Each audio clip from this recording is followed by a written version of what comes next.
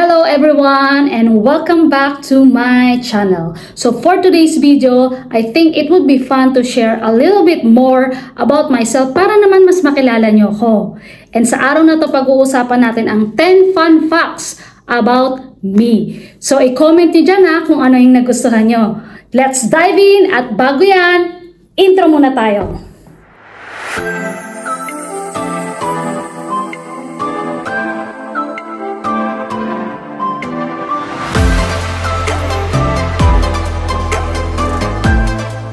Alright! Welcome back to my channel.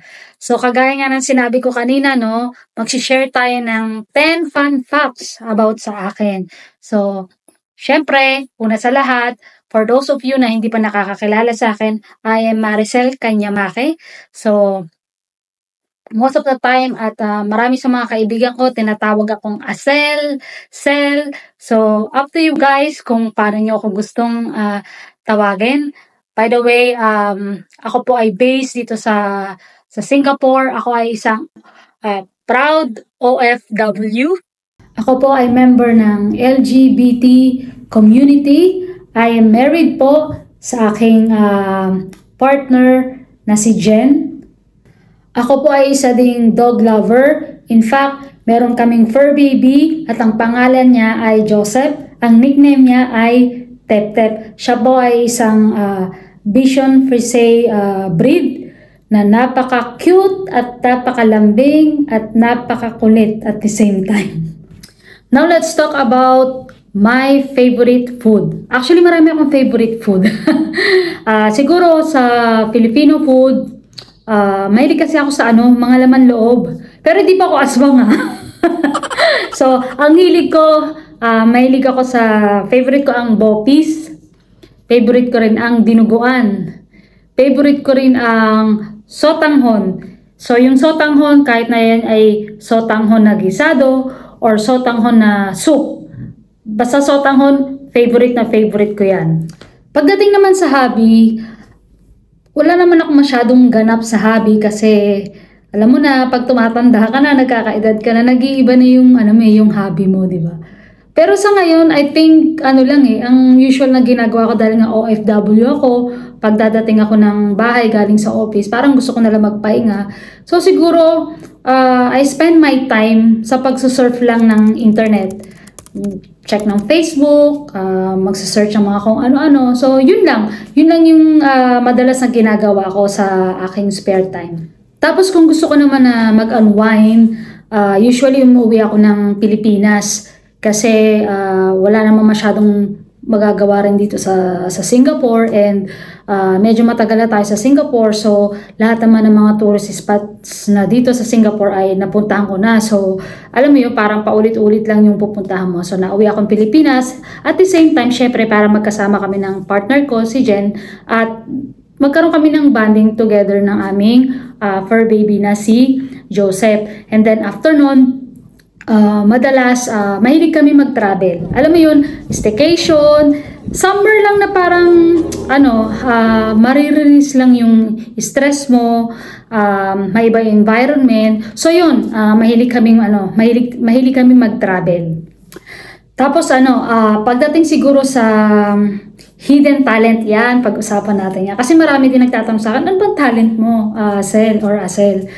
Ako po talaga ay marunong mag-play ng guitar. Marunong din ako mag-drums. Kumakanta rin ako.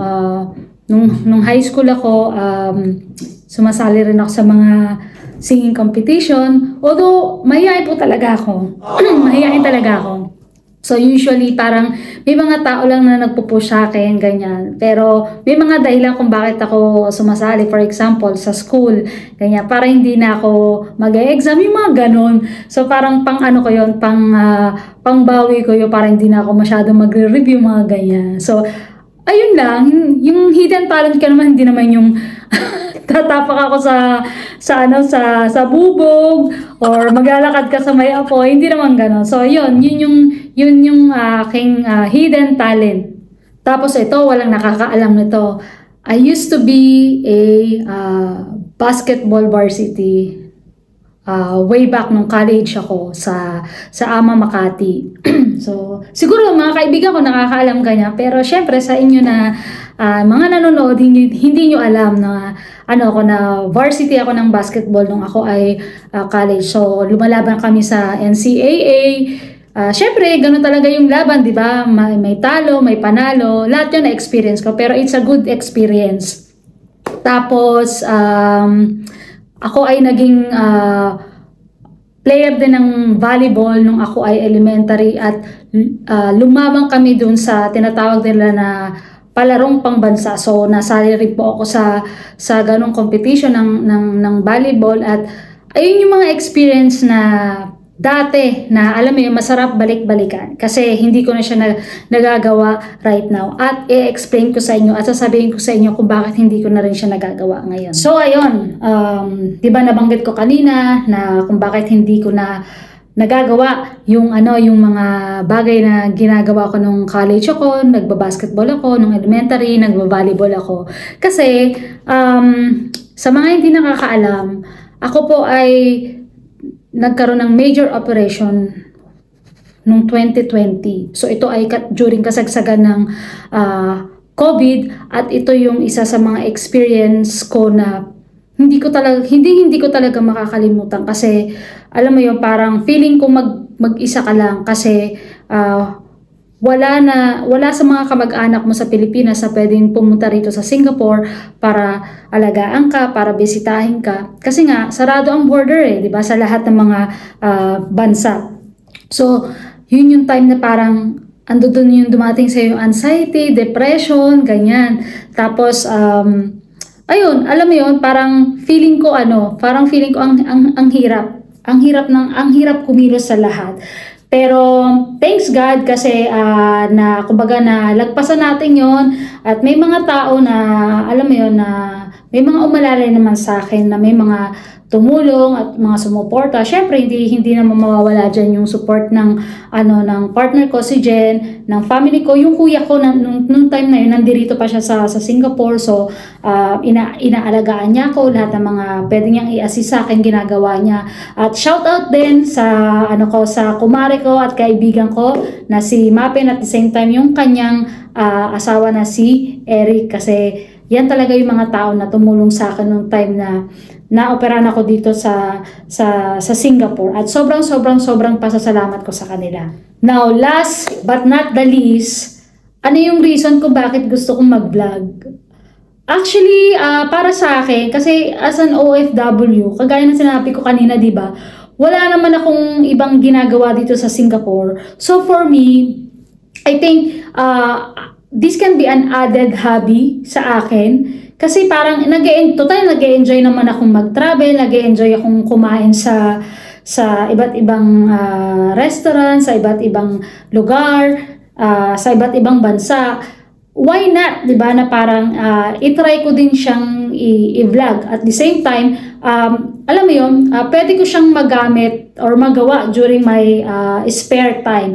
So, yun yung dahilan ko bakit na gusto kong mag-vlog. Basta gusto ko lang i-enjoy lahat. Gusto ko lang i-enjoy yung moment na nagta-travel ako, na gusto ko bakain ako sa labas, tapos videoan ko siya, ano ba yung lasa ng pagkain, ano ba yung kultura nitong bansang pinupuntahan namin. Yung mga ganun ba, kumbaga yung lifestyle, mga food review, mga travel. So, ayun yung aking dahilan kung bakit gusto ko na mag-vlog. Meron pala tayong mga questions right after my video. So, sa lahat ng mga gustong sumali sa pag-games, i-comment nyo lang dyan sa comment section yung mga sagot. And then, right after this video, mamimili tayo ng mga 5 na pwede nating pagpadalhan ng GCash.